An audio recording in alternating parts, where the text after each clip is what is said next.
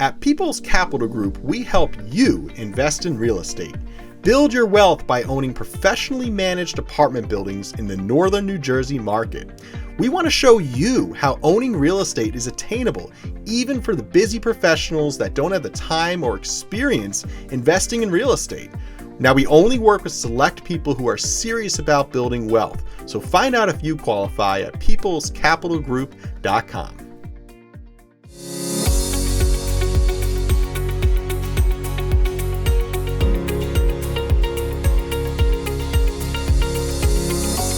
All right, ladies and gentlemen, welcome back to the Passive Cash Flow Podcast. I'm your host, Aaron Fragnito.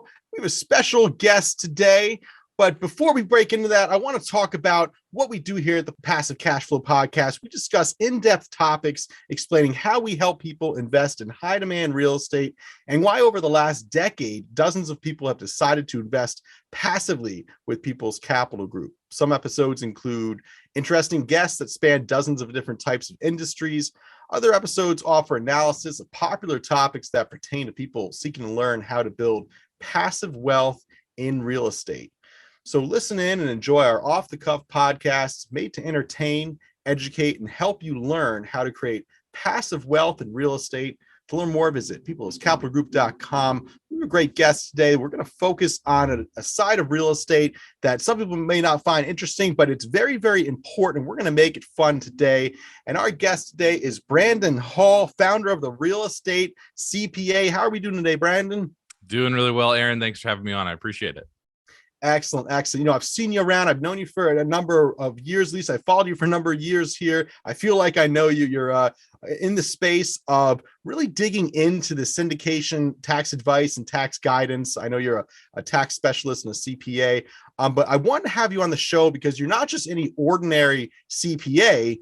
You're really dialed into this passive loss versus active loss, understanding the benefits of investing in real estate, the tax benefits. But, you know, a lot of my investors say, hey, I earn a high W-2 income. I'm a doctor and I get nailed on taxes. So if I invest in your apartment building, can I use that tax depreciation to write off my W-2 income? And I say, well, unfortunately you can't.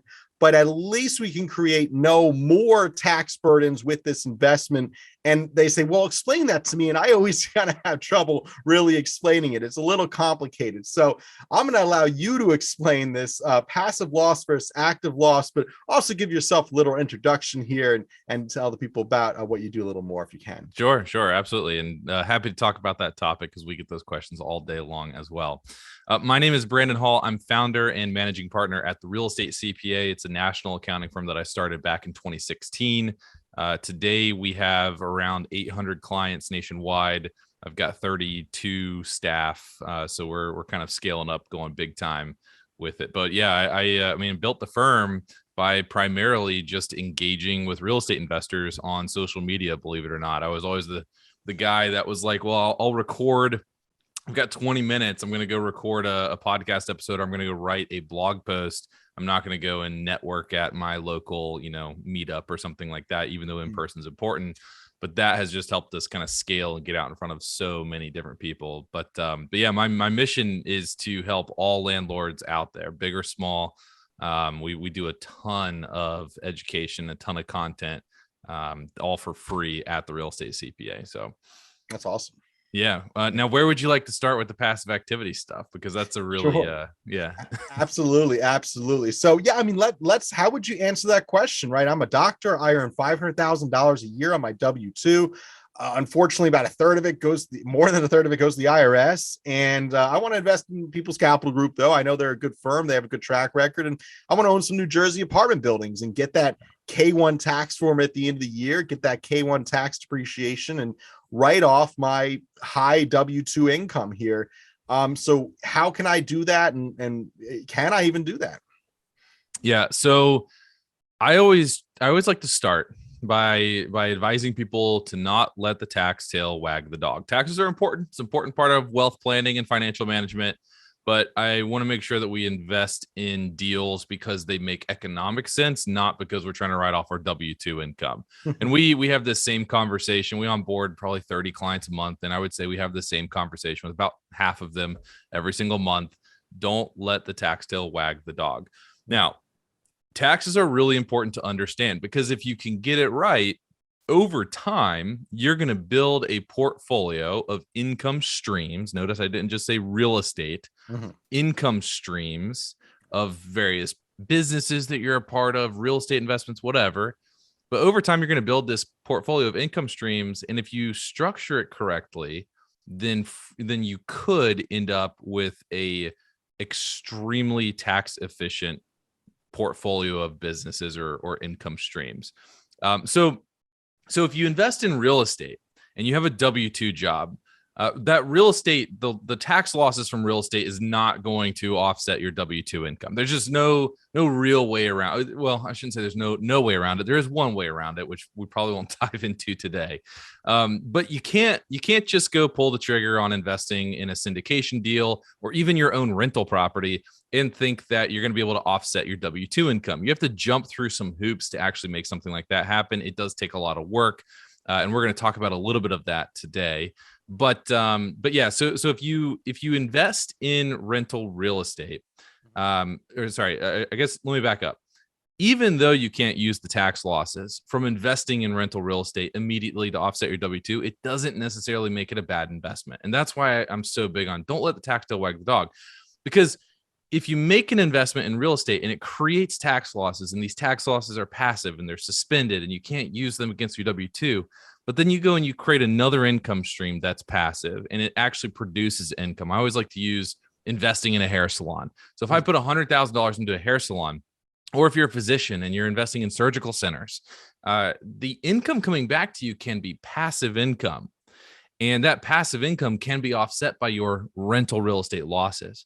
So we're not necessarily on the hunt here to offset W-2 job income. We're kind of on the hunt to build out a sustainable portfolio of businesses that all net out against each other. And even if that's not the case, so let's just say that you're not going to do that at all. All you're ever going to do is invest in real estate and have this high income W-2 job. Real estate is still extremely tax advantageous, even though you can't claim the losses today because of depreciation. So if you're investing in rental real estate, whether you do it personally or through a syndication or through a real estate fund, you get to take depreciation on the property every single year. Depreciation tracks the deterioration of your asset over time. Even though real estate appreciates in value, your roof falls apart, your windows fall apart, the components that make up your property fall apart. So Correct. Depreciation is meant to track that. And that depreciation shelters your cash flow. So there are tons of examples that I have of our clients that earn 5 to 6 figures of income of cash flow, and they don't pay tax on it because of depreciation. Right. Even though they can't claim the tax loss, they still earn today, at least today, tax-free cash flow. Sure. That's very cool. And that's the whole idea, is to create income streams that are not creating additional tax burdens, right? Because if you're getting, the W-2 income is the heaviest tax form of income, as you were saying. And if you're going to go out and invest that capital and get taxed again on those earnings, oh my gosh, it's just that's so frustrating. So by at least writing off those profit centers there and getting more tax appreciation from those investments, that's very interesting. Now, so that's one aspect there. And then we also have the passive loss versus active loss, which I find really interesting, right? Because most of our listeners here are passive investors, or learning about possibly being a passive investor, or should they be an active investor, and what that entails. So if we can break that down a little further, what is a passive loss and what is an active loss, and where is that line in the sand exactly? Yeah. So this is my favorite topic, and it's my favorite topic because it's the most important piece of taxes for real estate investors to understand. That is, if you want to save any money on taxes. So every taxpayer, regardless of whether or not you're investing in rental real estate, every taxpayer is subject to the passive activity rules. This is found in Section 469 of the Internal Revenue Code. So Section 469 of the Internal Revenue Code was put into place in 1986. And the whole reason that it was put into place was to stop high-income W-2 earners from using rental real estate as tax shelters to offset their high income W-2 job. So that's why these rules were put into place. The passive activity loss rules say that there are two types of passive activities. The first type of passive activity is any trade or business that you do not materially participate in. Mhm. So if I invest in that hair salon and I don't materially participate in it, meaning that I don't spend much time in it, people outwork me. Maybe I'm just the money partner. I'm not voting. I'm not on the board. I'm not advising. I'm just the money guy. I'm just putting 100K up to get $10,000 passed back to me every year in the form of profit. That is a passive activity because I'm not materially participating in that activity. Mm-hmm. So that's the first part of what is a passive activity. Any trade or business that I don't materially participate in. The other type of passive activity is all rental real estate activities, unless you qualify as a real estate professional. So all rental real estate activities by default are considered passive unless you qualify as a real estate professional. So essentially what these passive activity loss rules do is they create two buckets of income. On the one hand, we have the passive income bucket, right? Any trade or business that I don't materially participate in goes into that bucket. And all rental real estate activities, unless I qualify as a real estate professional, goes into that bucket, that passive income bucket. Right. We also have the non-passive income bucket on the other hand. So the non-passive income bucket includes my W-2 job, my business income, my gain on stock sales, dividends, interest. I know that all sounds passive, but these rules say it's non-passive. Mm-hmm. So the passive activity loss rules essentially in 1986 created two buckets of income, the passive income bucket and the non-passive income bucket. And the significance is that if you have a passive activity, or sorry, you have a loss from a passive activity, your loss from the passive activity cannot jump out of the passive bucket and into the non-passive bucket. And that's a big issue because my W-2 income and my business income is in the non-passive bucket.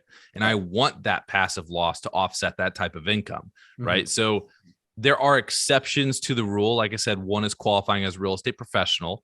So if you qualify as a real estate professional and you materially participate in your rental real estate activities, then you can jump the rental out of the passive bucket and into the non-passive bucket.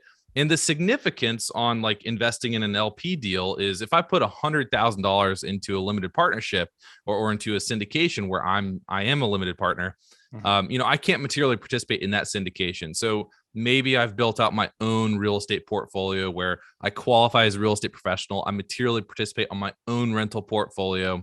And then I go in and make this investment into a syndication.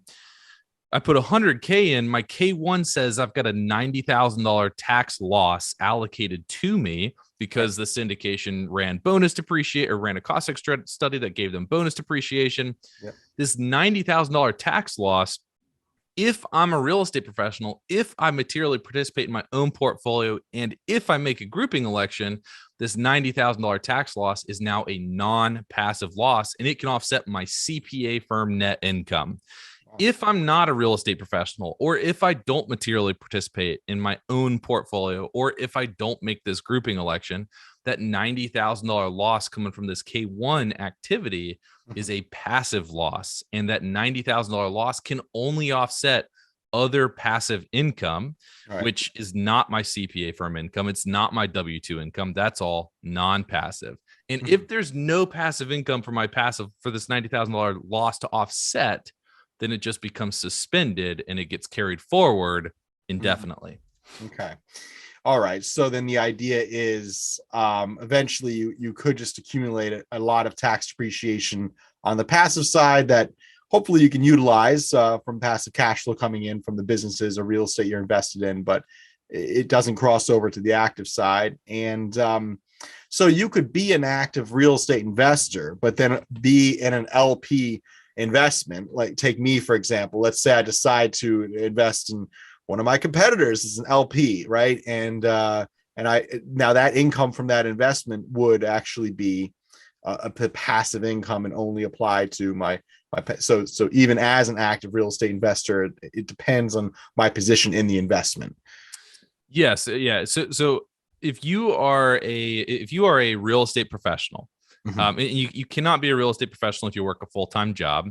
If you're married and you work a full-time job and your spouse does not, your spouse might be able to qualify as a real estate professional. So there are spousal benefits at play here. But if you are a real estate professional, and if you materially participate in your rental activities, and if you make grouping elections, then yes, you can group in your limited partnership investments as well. And you can make those losses non-passive. But typically what happens is somebody will make an investment into an LP deal and they'll do some underwriting. And that's really their only exposure to real estate. Or maybe they have a few LP investments that they've made. But the problem is, as an LP specifically on those deals, you cannot materially participate.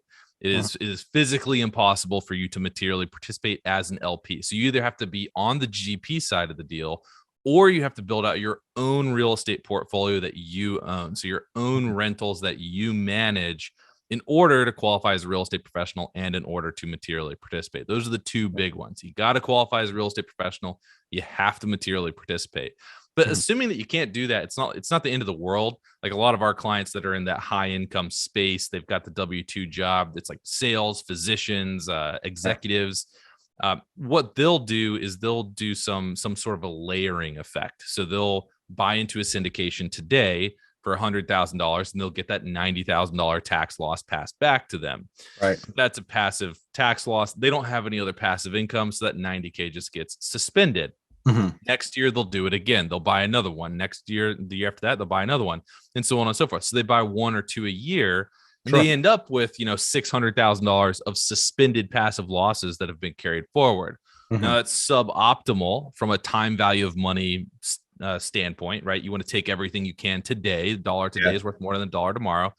But it's not the worst thing, because if I've got $600K of suspended passive losses sitting on my books, then when these syndications start liquidating, I don't have to pay tax on up to $600K of the gain, right? So there is some benefit there to these suspended passive losses. You can use it to kind of plan some sort of a layering effect with your syndication investments. Now, when you sell a building, doesn't the tax depreciation that you took have to be essentially repaid in a sense? So what is that term exactly?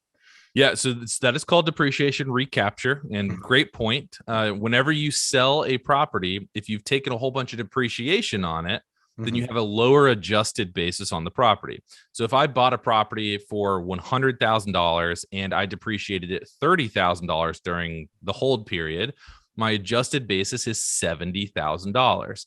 If I sell the property for $100,000, most people would say you bought it for 100, you sold it for 100, your gain is zero. But in reality, I bought it for 100, I depreciated it 30, and then I sold it for 100. So my gain is $30,000, $100,000 sales price minus $70,000 of adjusted basis. And that gain is not coming from appreciation, right? I bought it and sold it for exactly the same. So that gain is coming from depreciation. So that gain from depreciation is called depreciation recapture. It must be recaptured. And it is recaptured. It can be recaptured up to your top marginal tax rate if it was from bonus depreciation, but otherwise it's recaptured at a maximum 25% rate. So if I sell that same property for $110,000 and my adjusted basis is $70,000, now I have $30,000 of depreciation recapture and I have $10,000 of gain from appreciation. So I have a $40,000 total gain that I'm going to pay tax on. Now, if I could never use the passive losses, well, let's just say they sat on my books forever because I was a passive investor and I didn't have any other income streams that they could offset, then I can use the passive losses at that point to offset the entire gain, including the depreciation recapture. Okay, very interesting. No, it's a very complicated space. Taxes, I'm in that space a little bit through the day, talking to investors, thinking about it as well for our own real estate fund. But it's very, complicated, and they are also always changing laws or creating new ones. I know there was some talk for a while of changing the 1031 tax exchange, and that never really came to fruition. What do you think? Are they ever going to change that, or would that just be too much of a monkey wrench into the entire commercial real estate system, right? Yeah, I mean, they could. They were certainly talking about it pretty seriously, but it never made its way into any of the proposed tax plans, and the proposed Biden tax plan ultimately fell through earlier this year. So yeah, I mean, it's always on the 1031 exchange is always on the chopping block, and here's my working theory as to why.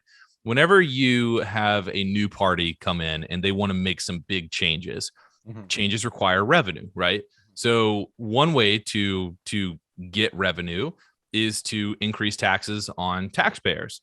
And how do you figure out how to do that? Well, you can go and increase the marginal tax rates, right? Which nobody likes. Nobody likes. You can increase Yeah. capital gain tax rates, which more people like because they're not rich. It benefits the rich. And or you can go and axe the 1031 exchange, which in theory only benefits the rich. So what happens is you get these scores of attorneys that just scour the tax code over and over and over every cycle, every political cycle, and the 1031 exchange comes right back up as a, hey, we can generate billions of dollars revenue here if we get rid of this thing. Now they have a really massive what's it called, advocacy group. That's not what I'm looking for, but basically Yeah. big Lobby. advocacy. Yeah. Huge group out there that, or lots of interest groups that Yeah. push 1031 exchanges. So as a result, there's good defense and you never see it actually eliminated from the code. It's also like changing the rules of the game halfway through. Our strategy is, essentially, some if the 1031 tax deference wasn't an option, we may have a different strategy with our buildings aside from refinance 1031. So that tool is so important to real estate, and it's so important to not just the wealthy. I mean, a lot of people who invest with us are sophisticated investors, putting their IRA to work, diversifying some of their IRA into real estate.